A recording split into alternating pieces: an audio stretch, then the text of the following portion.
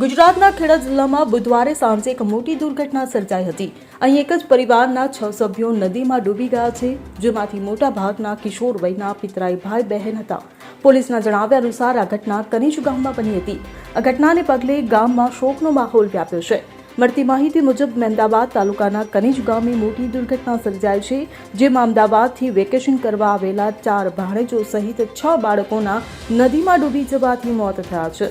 જાણકારી મુજબ અમદાવાદ નરોડામાં રહેતા 4 ભાણેજો મહેમદાવાદ તાલુકાના કનીજ ગામે મામાના ઘરે વેકેશન માટે આવ્યા હતા, ત્યારે આ બાળકો કનીજ ગામમાંથી પસાર થતી મેશ્વો નદીમાં નાહવા પડ્યા હતા, જેમાંથી નરોડાના 4 બાળકો અને કનીજ ગામના 2 બાળકોના નદીમાં ડૂબી જવાથી મોત થયા છે।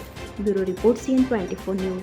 હવે જુઓ દેશ દુનિયાની તમામ ખબરો તમારી આંગળીના ટેરવે।